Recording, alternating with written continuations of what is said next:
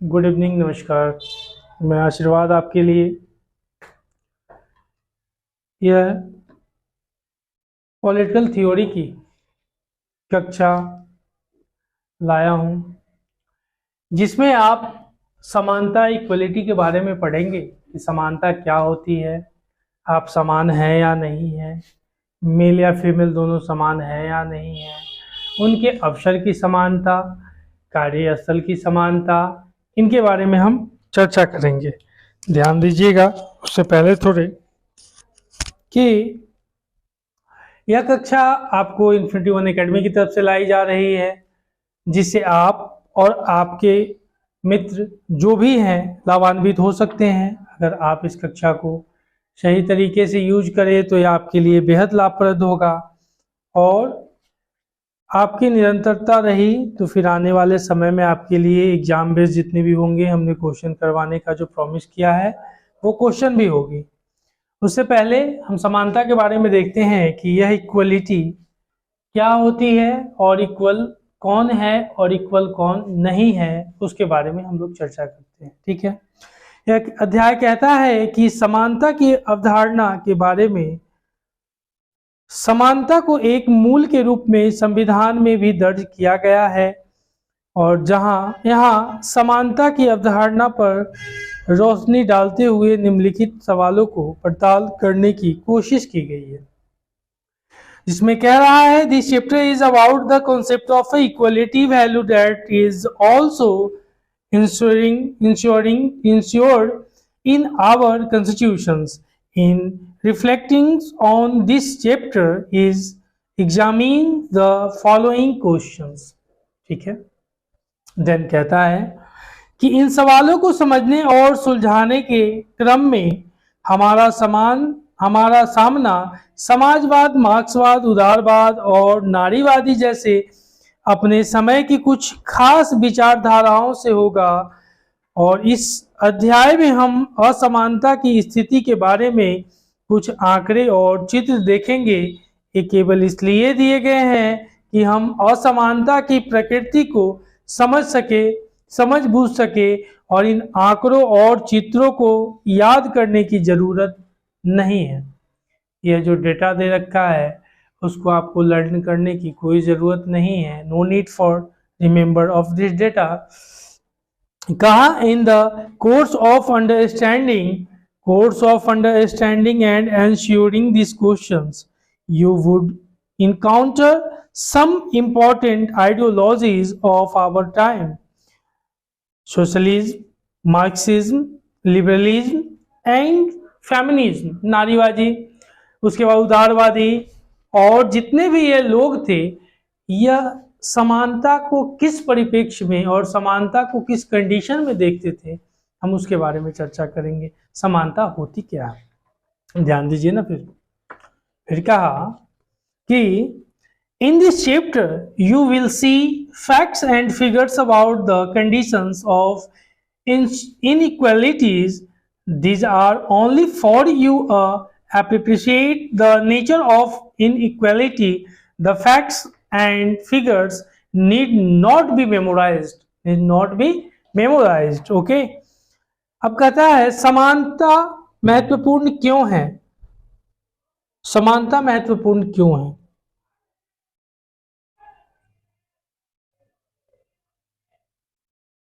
Why does equality important?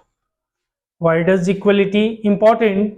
That means इसमें कहा समानता एक शक्तिशाली नैतिक और राजनीतिक आदर्श के रूप में कई शताब्दियों से मानव समाज को प्रेरित और निर्देशित करता रहा है। समानता की बात सभी अवस्थाओं और धर्मों में समाविष्ट है। दुनिया के अगर किसी भी धर्म को उठा करके देखते हैं उसमें इक्वलिटी की बात की जाती है, लेकिन कुछ उसमें कुरीतियां भी हैं।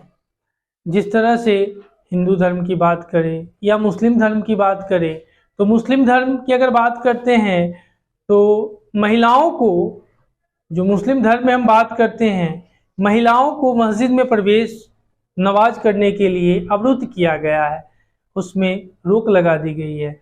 उसी तरह से आप केरल में जो मंदिर है उस मंदिर में महिलाओं को पूजा करने के लिए भी रोक लगा दी गई है। तो हिंदू धर्म, मुस्लिम धर्म, बहुत सारे ऐसे धर्म हैं जो हर तरीके से कहीं न कहीं महिलाओं को नीचा दिखाने का काम करते हैं, कहीं न कहीं महिलाओं को पुरुषों की तुलना में निम्न मानते हैं, लो मानते हैं।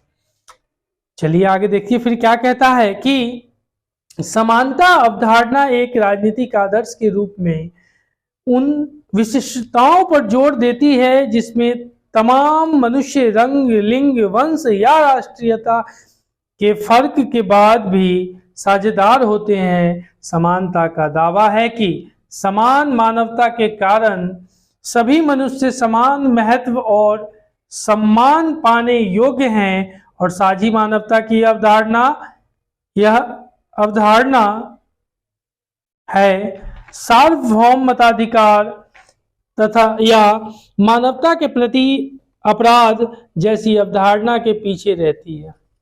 First past of the post की अगर हम बात करते हैं तो यह वोट से रिलेटेड है।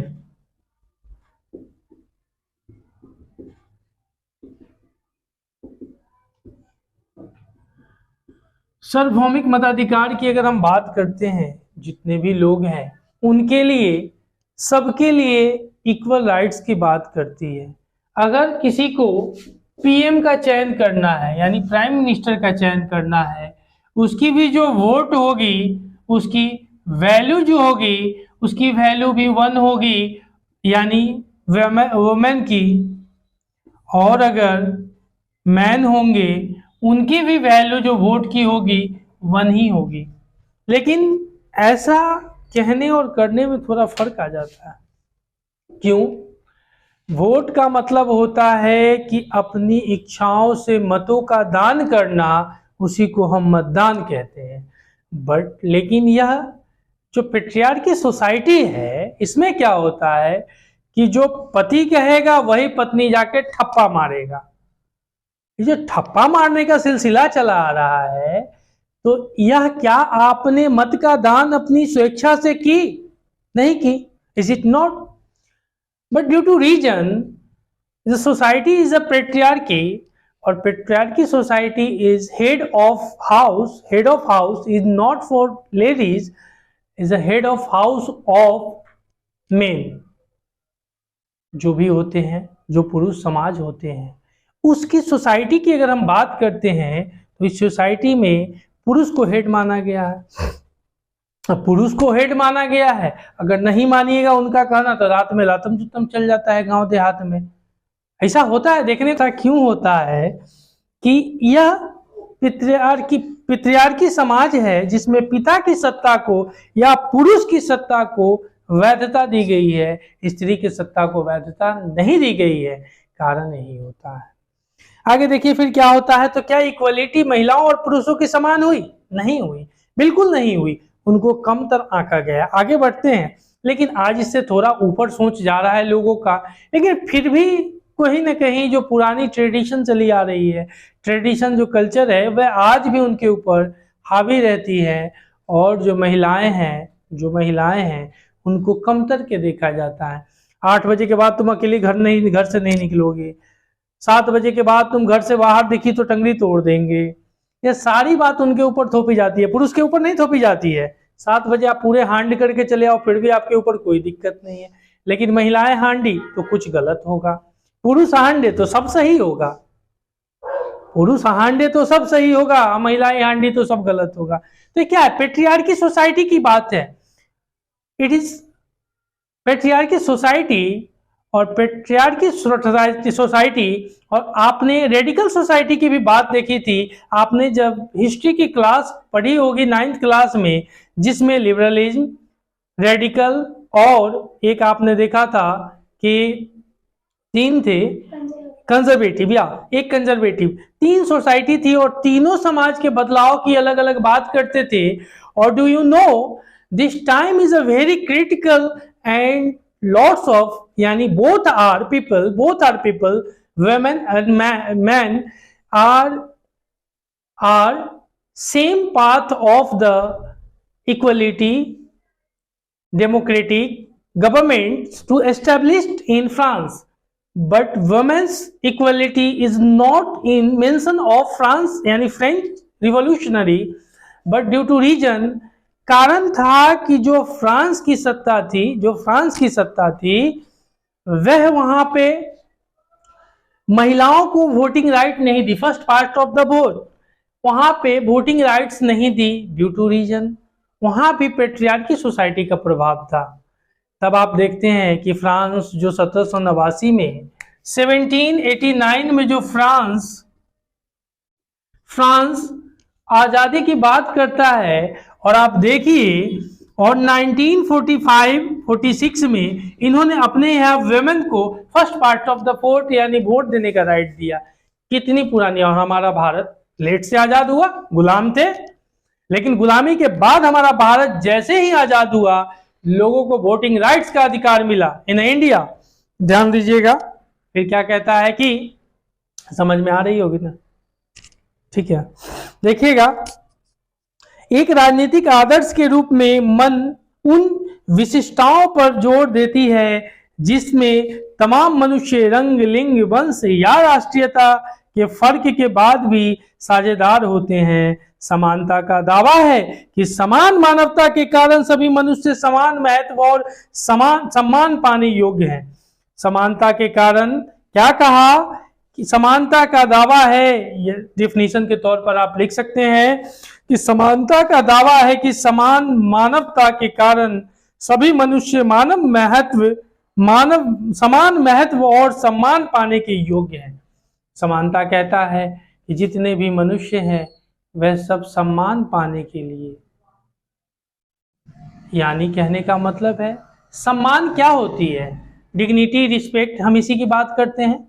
रिस्पेक्ट मिले, आप लेडीज हैं, आपको भी first past of the post का मतलब पहला बेंच पर बैठने का मौका मिला, ये पुरुष है इसको भी मिलना चाहिए, लेकिन नहीं, हम ही नहीं बैठने देते हैं। झूठ का है बोले, क्या है कि सब लुच्चा लफंगा सब है, ये लइकवा सब जो होता है लुच्चा लफंगा होता है। कारण होता है गोड़ हाथ चलवाते रहता है, बच्ची शान से बैठती है, तब गोड़ हाथ चलाइएगा तो चप्पल पड़ेगा ना जी, पड़ता है कि नहीं, कभी कभी ऐसे नहीं पड़ा है, उससे मजाक कर रहे हैं चलिए। लेकिन कारण होती है कि नहीं, आज भी लड़कियों को सेफ्टी व्यू से देखा जाता है कि उनको थोड़ा सेफ्टी चाहिए, इसलिए उनको थोड़ा इन्फोर्समेंट क्या कहते हैं उसको, कि थोड़ा एक सेफ गार्ड की तरह लोग सुरक्षा के नजर से देखते हैं कि नहीं, इसको थोड़ा सुरक्षा प्रिविलेज, फर्स्ट प्रिविलेज उनको मिलना चाहिए, ठीक है। इक्वालिटी खत्म होती है, लेकिन यहाँ पे इक्वालिटी डैमेज होती है। इक्वालिटी का मतलब जैसे तुम वहां बैठा हुआ है, इक्वालिटी है। चलिए आगे बढ़ते हैं। समानता का दावा है कि समान मानवता के कारण सभी मनुष्य समान महत्व और सम्मान पाने योग्य है, और साझी मानवता की यह धारणा है सार्वभौमिक मानवाधिकार या मानवता के प्रति अपराध जैसे कि धारणाओं के पीछे रहती है। कहा equality is a powerful moral and political ideal that has inspired and guided human societies for many countries. If it is implied in all faiths and religions which proclaim all human beings to be. In the 18th century, the French revolutionaries who used the slogan liberty, equality and fraternity to revolt against the landed feudal aristocracy। देखिएगा यहाँ भी जो French हुई, liberty की बात हुई, equality हुई and fraternity हुई। क्या यह शब्द जो फ्रांस वालों ने दिया क्या सही था? अगर तुम बेहुदा जो शब्द दिए उस शब्द पे उतरते तो 1798 में वुमेन को भी राइट देते आप वोट देने का, क्योंकि आपके साथ तवा लेकर, चकला लेकर, बेलना लेकर वो भी युद्ध में लड़ी थी, वो भी सत्ता के खिलाफ लड़ी थी ना, लुई 16वां के खिलाफ। लुई 16वां उस समय फ्रांस का राजगद्दी का शासक था। उसके काल में जब देखते हैं कि कितनी अकाल पड़ी हुई थी, तो क्या यह गलत है? शब्द के हिसाब से तो उनको भी मिलना चाहिए ना। जब हम जैसे लिबर्टी की बात करते हैं, स्वतंत्रता की बात करते हैं, इक्वलिटी बराबरी की बात करते हैं, फ्रेटर्निटी भाई बंधुतावाद की बात जब हम करने लगते हैं, तो फ्रांस यहाँ पे गलत होता है एक तरह से अगर हम सोचते हैं तो, क्योंकि इतनी पहले आज़ादी हुई और इतने बाद आज़ादी का मरहम उन्होंने चखा। सोचिए कितनी गरिमा की बात है, तकरीबन 200 साल बाद।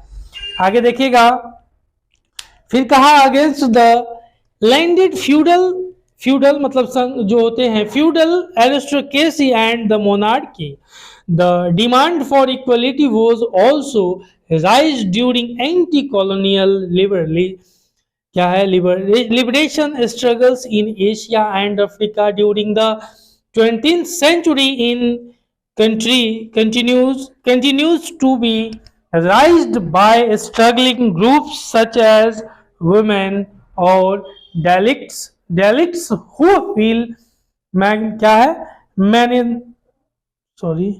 मॉनिनाइजेशन इन आवर सोसाइटी। ठीक है, आगे देखिएगा, कहता है आज मानवता व्यापक रूप से स्वीकृति आदर्श स्वीकृति है और जिसे अनेक देशों के संविधान और कानूनों में सम्मिलित किया गया है।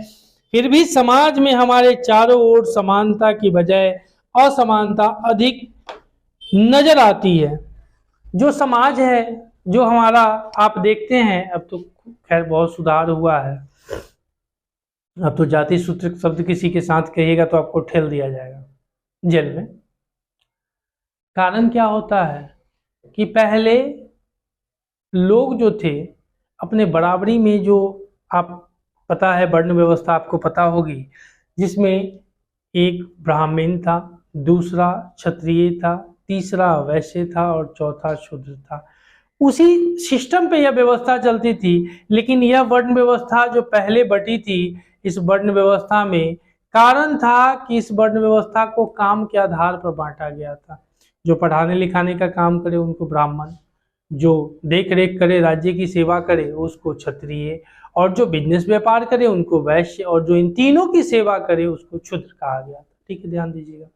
बट लेकिन दिक्कत क्या है कि इन सब के बावजूद भी अगर हम बात करते हैं तो जो सोसाइटी थी आगे चल करके इसी को मान ली कि नहीं, पढ़ाना लिखाना ब्राह्मण का ही काम है, क्षत्रिय का काम ही शासन करना है। फिर उसके बाद आप देखते हैं कि व्यापार करना वैश्य का काम ही है, वैश्य आज जिसको कहते थे, और इन सब की सेवा करने के लिए क्षुद्र ही पैदा हुए हैं। दूसरा को तो क्षुद्र का छुआ हुआ कोई नहीं खा सकता था इन सब चीजों को। तो उसी तरह से यहाँ इक्वलिटी यहाँ भी आपको देखने को नहीं मिलती है।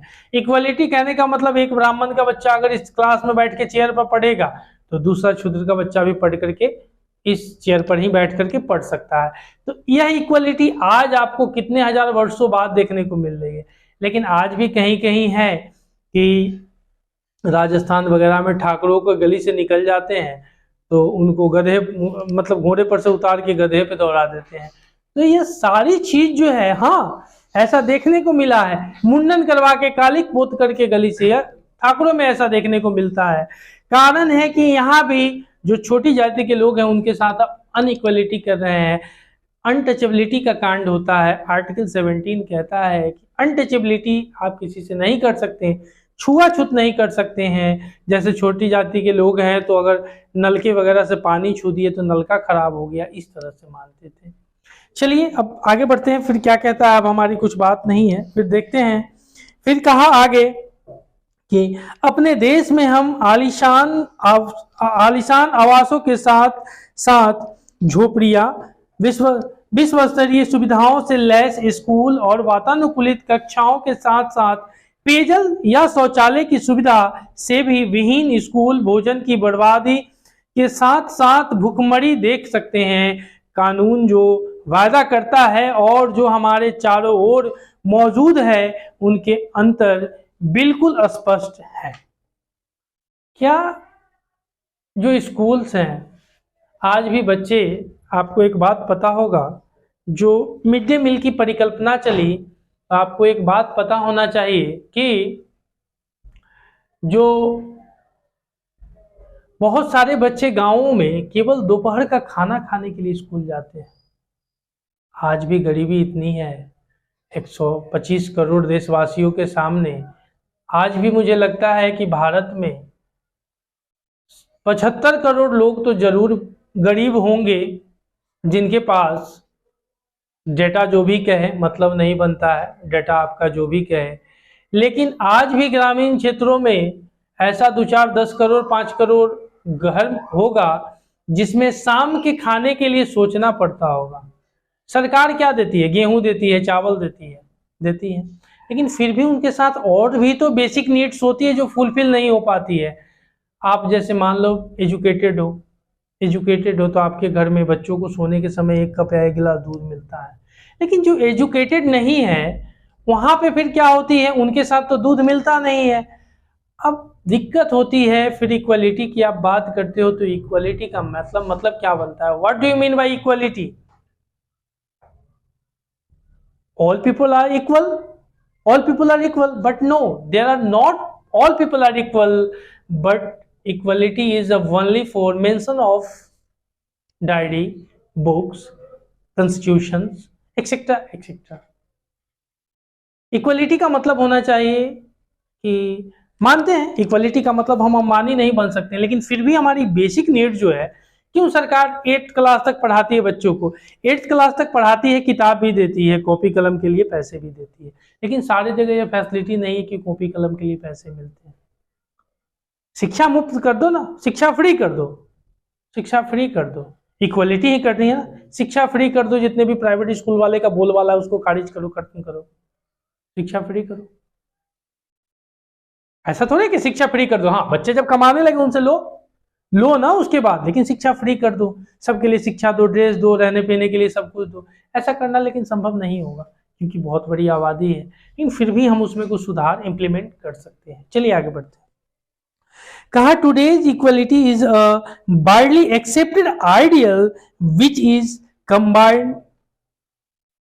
combined in the constitutions and laws of many countries act it is inequalities rather than equality which is most visible around us in the world as well as within our own society. In our country we can see slums exactly sides by sides with the luxury housing, schools with world-class facilities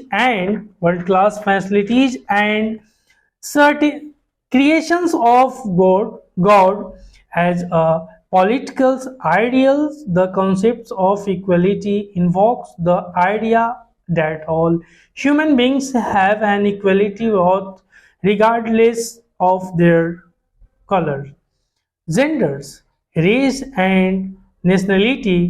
In maintains that human beings deserve equal considerations and respects because of their common humanity. It is this notion of a shared humanity that lies behind, for instance, the nations of universal human rights, our crimes against humanity। बात वही है कि आपके साथ राष्ट्र कोई भेदभाव नहीं करेगा, लेकिन राष्ट्र तो भेदभाव नहीं करेगा लेकिन वहां भी भेदभाव होता है। कारण क्या है? नौकरी में आप जाइएगा, नौकरी में भी आपके साथ भेदभाव किया जाएगा। आरक्षण जिनको मिलता है ना, ST SC होते हैं, नौकरी में भी उनको आरक्षण मिलता है। विश्वास कीजिए, नौकरी में जाने के बाद भी उनको आरक्षण मिलता है। भेदभाव है, डिस्क्रिमिनेशन है कि नहीं है? बिल्कुल है। मानते हैं कि आप उनको आर्थिक सपोर्ट करके पुशअप किए नौकरी तक जाने के लिए, भाई नौकरी तक पहुंचा दिए ना, फिर किस बात का आरक्षण देना है? आरक्षण छोड़ो, जब वो पैसे कमाने लगे, उनकी मैच्योरिटी लेवल सब अंडरस्टैंडिंग एक अपर और एक लोअर कास्ट के जैसी होने लगी, तो उनको उस जगह पे इक्वालिटी की जरूरत नहीं रही, लेकिन फिर भी उसके बाद भी उनको प्रमोशन, जॉब्स वगैरह में प्रमोशन वगैरह दिया जाता है। तो ये सब सारे अनइक्वलिटी के पार्ट है, अगर देखो मेंशन कर सकते हो। फिर भी आधुनिक काल में सभी मनुष्य की समानता का समानता का राज सत्ता ऐसी सामाजिक संस्थाओं के खिलाफ संघर्ष में एकजुटता लाने वाले नारे के रूप में इस्तेमाल किया गया है। 18वीं शताब्दी के उत्तरार्ध में हुई फ्रांसीसी क्रांति में भू सामंती अभिजन वर्ग राजशाही के खिलाफ विद्रोही के दौरान स्वतंत्रता, समानता, भाईचारा फ्रांसीसी क्रांतिकारियों का नारा था। समानता की मांग 20वीं शताब्दी में एशिया और अफ्रीका के उपनिवेश विरोधी स्वतंत्रता संघर्ष के दौरान भी उठी थी और यह लगातार संघर्षरत समूहों द्वारा उठाई जा रही है और जो महसूस करते हैं कि समाज के किनारे कर दिए गया है, समाज को किनारे कर दिए गए हैं, जैसे कि महिलाएं या दलित। बिल्कुल सही है, महिलाओं को आज भी उनसे कमतर आंका जाता है पुरुषों से। दलित का भी वही स्थिति है। कारण है कि दलितों में, जैसे आजकल यूट्यूब वगैरह पर आप देखते हैं, कुछ बच्चे कहते हैं हम चमार हैं, हम चमार हैं, गर्व से कहते हैं कि हम चमार हैं। भाई हो, चमार हो, दुसाध हो, भूमिहार हो, लालाजी राजपूत, जो भी हो तो हो। संविधान ने किसी जाति सूचक शब्द का यूज किया है? नहीं किया है। संविधान थोड़े कहे हैं। बाबा साहब भीमराव अंबेडकर कहते हैं हम बाबा साहब भीमराव अंबेडकर के हम वंशज हैं, सब बाबा साहब भीमराव अंबेडकर के बच्चे हो गए। ठीक है, मानते हैं, हम लोग भी हैं, जो भी है मान लो 2 मिनट के लिए। एक बात बताइए, बाबा साहब भीमराव अंबेडकर ने कहा था कि वैसी व्यवस्था को ही खत्म करो तो जाति को अछूता मानती हो। व्यवस्था सिस्टम से लड़ने की बात हो रही है, आप सिस्टम में कहते हो कि नहीं हमको आरक्षण चाहिए, सब कुछ चाहिए। जाति सूचक शब्द की अगर बात होती है, मानते हैं गलत है, नहीं होना चाहिए, बिल्कुल नहीं होना चाहिए, और एक गलत है। इक्वालिटी की बात जब हम करते हैं तो जाति सूचक शब्द किसी के लिए करना भी नहीं चाहिए, इरिलेवेंट होगा। बट लेकिन अब मान के चलिए तो आप पढ़ाई करके तो उसको दूर कर सकते हो। आप उस सिस्टम को अगर ब्रोकन डाउन करना चाहते हो तो पढ़ाई करके करो, पढ़ के करो, लिख के करो। लेकिन एक चीज और बताओ, जो उन्हीं के जाति में से जो अपर कास्ट या जो भी है उस जगह पर जाते हैं, क्या वह उन वो जो रिलेशन में आते हैं ना, वो जो कहते हैं हम चमार है और हमार है, जो भी है दुसाध, जितने भी कास्ट है, डजंट मैटर। मैं इस चीज को कोई अवहेलना नहीं करता हूं, सब जीने का मानव है। सबसे बड़ी जाति है मानवता, उससे बड़ी कोई जाति नहीं है। और सारे धर्म, जितने भी जाति का आप कह रहे हैं ना, सारी अगर धर्म की बात करते हैं, सनातन धर्म से ही सब रिलेटेड है, जो भी अपने इंडिया की हम बात कर रहे हैं। तो एक बात बताइए, ये जो जाति है, जातियां हैं, जाति का मतलब है कि लोगों को एक बाउंडेशन में बांधना, ना कि एक दूसरे से विद्रोह करना। हिंदू मुस्लिम सब आपस में एक साथ बैठ करके खाते पीते हैं, पता चलता है? कोई पता नहीं चलता है। लेकिन यह कुछ ऐसी लोगों के अंदर मानसिकता बन गई है कि वो लोग खुद से इसको बढ़ा चढ़ा करके, उसको ज़्यादा प्रमोट करके लोगों के बीच में द्वेष पैदा करते हैं। मतलब कि आपस में लड़ते फिरते रहो, हम अपनी रोटी सेकते रहते हैं। चलिए आगे बढ़ते हैं। कहा, in the modern period the equality of the human beings has been used as a rallying slogans in the struggles against states and social institutions which uphold inequalities of rank, wealth, status of a privilege among people। जो पैसे वाले थे उन्हीं को wealth status मिला France वगैरह में, और जिनके पास पैसे वगैरह नहीं थे उनको ऐसा कुछ ना हुआ। चलिए आगे देखिएगा। विश्व स्तर पर असमानता को दर्शाने वाले कुछ आंकड़े, जैसे पहला अगर हम बात करते हैं, जिसमें कहता है, ध्यान दीजिएगा, read the accompanying fact sheets on global inequalities and the table of inequalities with our country, जिसमें कहा कि दुनिया के 50 सबसे अमीर आदमियों की सामूहिक आमदनी दुनिया के 40 करोड़ सबसे गरीब लोगों की सामूहिक आमदनी से अधिक।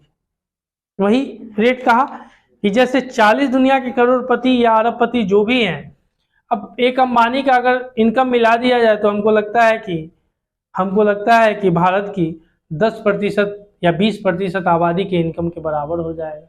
जो गरीब हैं उनके बारे में कह सकते हैं क्या। आगे देखिए, दुनिया के 40% गरीब जनसंख्या का दुनिया के कुल आमदनी के हिस्सा के केवल 5%, जबकि 10% अमीर लोग दुनिया की 54% आमदनी पर नियंत्रण करते हैं। ठीक है, आगे कहा, पहली दुनिया खासकर उत्तरी अमेरिका और पश्चिमी यूरोप के आंकड़े औद्योगिक देशों में दुनिया की आबादी का 25% हिस्सा रहता है, और लेकिन दुनिया में 86% उद्योग इन्हीं देशों में है और दुनिया की 80% ऊर्जा इन्हीं देशों में इस्तेमाल की जाती है। जहां विकास होगा एनर्जी वहीं पे ज्यादा लगेगा। आगे देखिएगा, इन अगड़े औद्योगिक देशों के निवासी भारत या चीन जैसे विकासशील देशों के निवासी की तुलना में कम से कम 3 गुणे अधिक पानी, 10 गुना ऊर्जा और 13 गुना लौह और इस्पात तथा आयरन ओर जिसको बोलते हैं तथा 14 गुना कागज का उपभोग करते हैं, जो अग्र देश है। गर्भावस्था से जुड़े कारणों से मरने का खतरा नाइजीरिया के लिए 18 में से मामले हैं, यानी 18 में से 1 मामले हैं। अगर कोई मान लीजिए प्रेगनेंसी के समय कोई जैसे लेडीज होती हैं तो 18 में से 1 नाइजीरिया वगैरह में लोग मर जाते हैं। ठीक है, इसको कहा जबकि कनाडा के लिए यह खतरा 8700 में से 1 मामला आता। अगर हम नाइजर लोगों की बात करें, 18 में 1 की माँ है, माता क्या जी लगाओ, इज्जत दो। ये बच्चे हैं, कुछ हरामी पैदा हो जाते हैं, लेकिन यहाँ पे बच्चे की जिनको तो कुछ सोच समझ भी नहीं होगी, बच्चे हैं। और इसी जगह 8700 अगर हम बात करते हैं कनाडा में, कनाडा जिसको कनाडा बोलते हैं, यहाँ पे 1 लोग मरते हैं, 1 माता मरती है। अब एक नाइजर जो अफ्रीका का कंट्री है और एक जो अमेरिका के ऊपर वाला जो कनाडा है, दोनों के बीच में कितना का फर्क है, गैप है।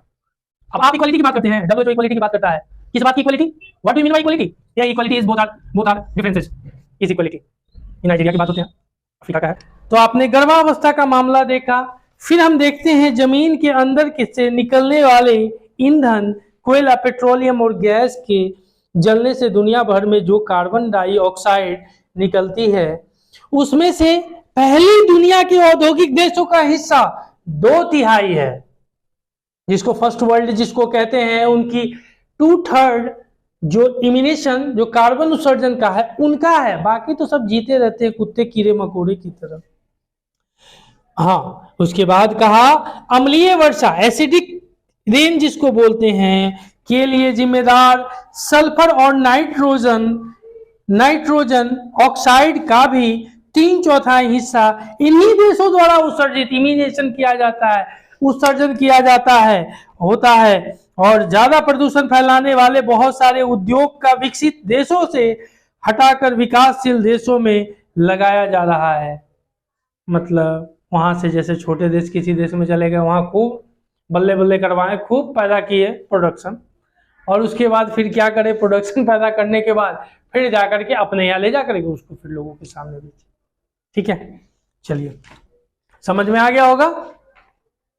ठीक है, फिर आगे कहा जब लगभग हर तरह हमें असमानता के दर्शन होते हैं, हमें एक ऐसी जटिल दुनिया में रहते हैं जिसमें धन, संपदा, अवसर, कार्य स्थिति और शक्ति की भारी असमानता है।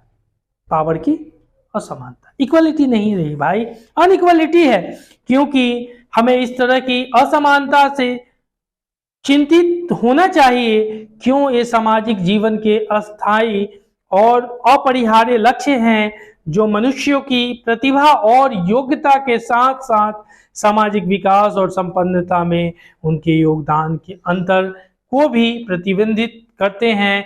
और क्या यह असमानताएं हमारी सामाजिक स्थिति और नियमों के कारण पैदा होती है? बिल्कुल होती है। उसी चीज को कहा कि it almost everywhere we encounter inequalities. We live in a complex world of unequal wealth, opportunities, weak situations, and power should be concerned about these kinds of inequalities. Are they a permanent and inevitable features of social life which reflects the differences of talent and abilities of human beings as well as their different contributions towards social progress and prosperity, or are these inequalities of a consequences of our social positions and rules? यहाँ पे एक बात कहते हैं, अच्छा जो Canada का बच्चा होगा नाइजर से तो बहुत आगे का होगा, उसके यहाँ जब जन्म लेगा तो मम्मी कहेगी बेटा एप्पल का टैब, और नाइजर का बच्चा जन्म लेगा तो बेटा नोकिया का फोन, वो भी नहीं मिलेगा। दोनों में कंट्राडिक्शन है। कारण है कि उनकी जो रहन सहन है, उनकी जो स्टैंडर्ड ऑफ लिविंग है वह हाई है। यह बच्चा पैदा लेगा तो ढूंढेगा, लुढ़केगा जमीन पर, ये बच्चा पैदा लेगा तो पालकी में झूलेगा। फर्क है, डिफरेंसेज है। इस बच्चा को मिट्टी में कोई बैक्टीरिया नहीं लगेगा, इस बच्चा को मिट्टी में इन्फेक्शन होगा। इसको कड़ू तेल लगाया जाएगा, नाइजर वाले को, इंडिया ही ले लो ना, और इस बच्चे को जॉनसन बेबी का पाउडर लगाया जाएगा, और पाउडर में अगर कुछ गलती हो गया तो कंप्लेन करके कंपनी भी कुछ हट जाना पड़ती है। तो दोनों के बीच में डिफरेंसेज है कि नहीं?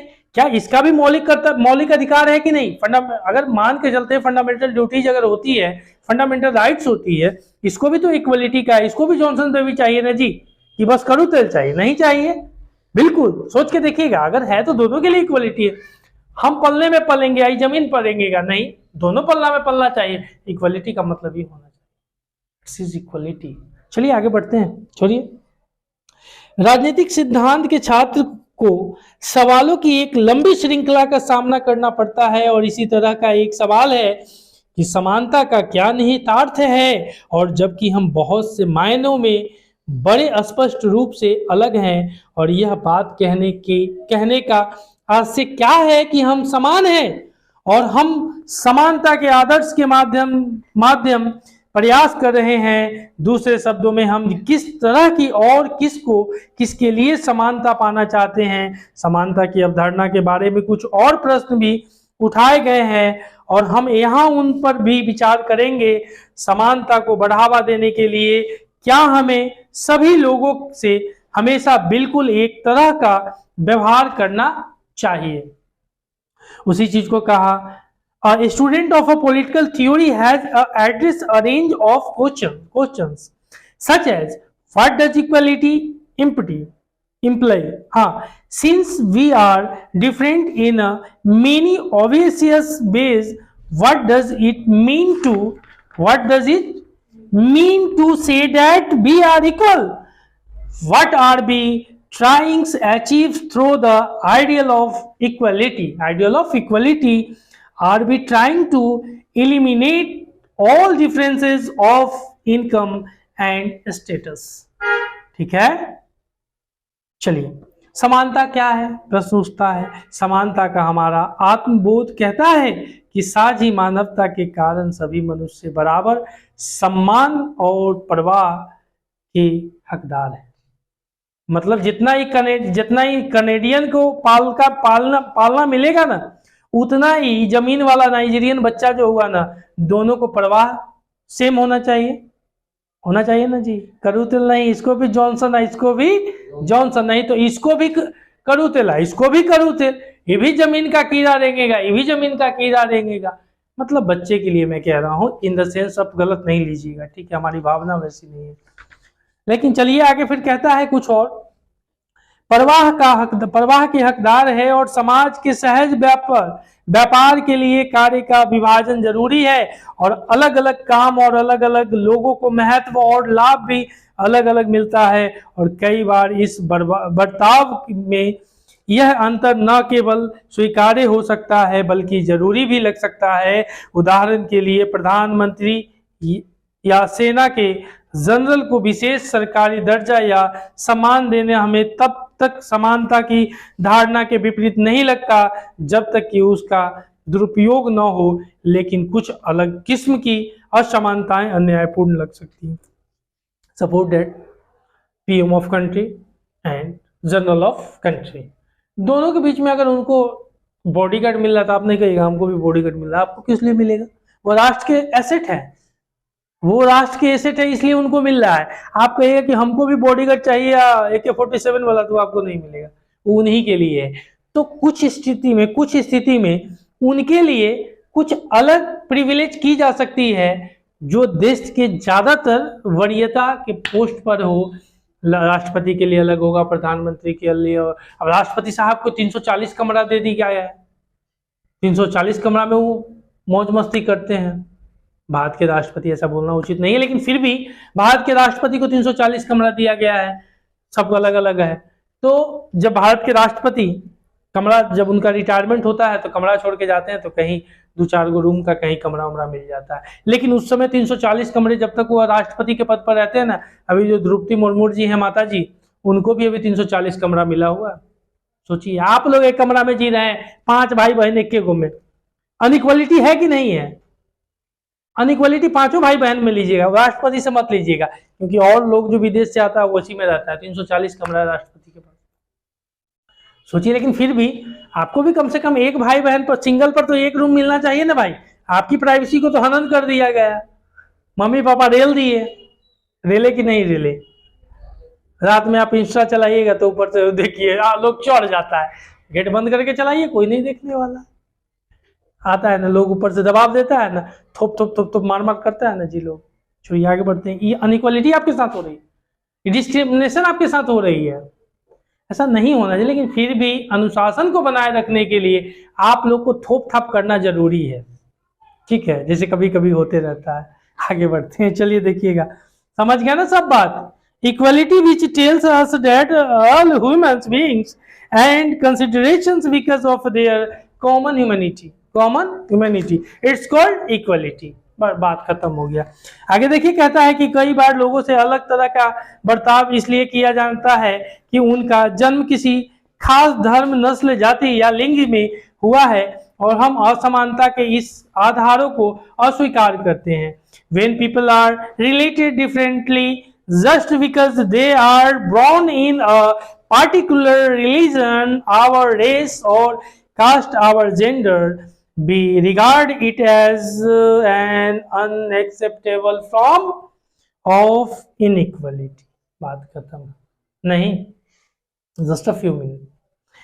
अवसरों की समानता, जब आप जानते हैं, मतलब अगर कोई व्यक्ति अवसर की समानता की बात करता है तो हम कह सकते हैं कि अवसरों की समानता की समाज में लोग अपनी पसंद और प्राथमिकताओं के मामले में अलग हो सकते हैं। उनकी प्रतिभा और योग्यता में भी अंतर हो सकता है, लेकिन केवल इसलिए कि कोई क्रिकेट में पहले पायदान पर पहुंच गया है या कोई बहुत सफल वकील बन गया है, जैसे भूमि जी कभी बनेंगी। चलिए, समाज को असमान नहीं माना जा सकता है, क्योंकि अगर वह उनके हार्ड वर्क के कारण या उनकी मेहनत के कारण उनको कोई पद मिलता है, तो आप ही नहीं कर सकते। अब मान लीजिए सेना में एक साथ गए, जीडी में बहाल हो गए, जीडी में बहाल होकर के 150 दोस्त जीडी में घोड़दौड़ होता है।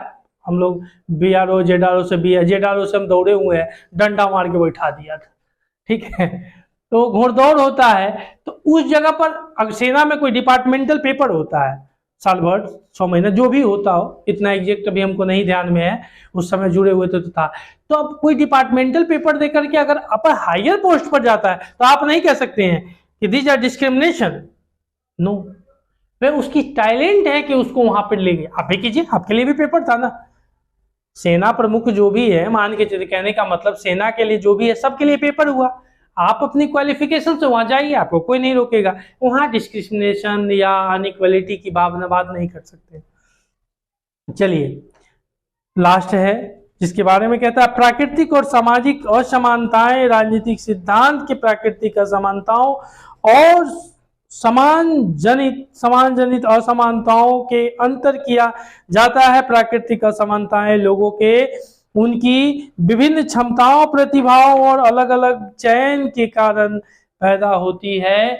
चलिए, यह कक्षा आपकी, इस जो स्वतंत्रता को हमने स्वतंत्र करके छोड़ दिया, तो अपनी स्वतंत्रता का आप लोग को खुद ख्याल रखना पड़ेगा, नहीं तो हनन करने वाले हर डेग पर मिलेंगे आपकी स्वतंत्रता को।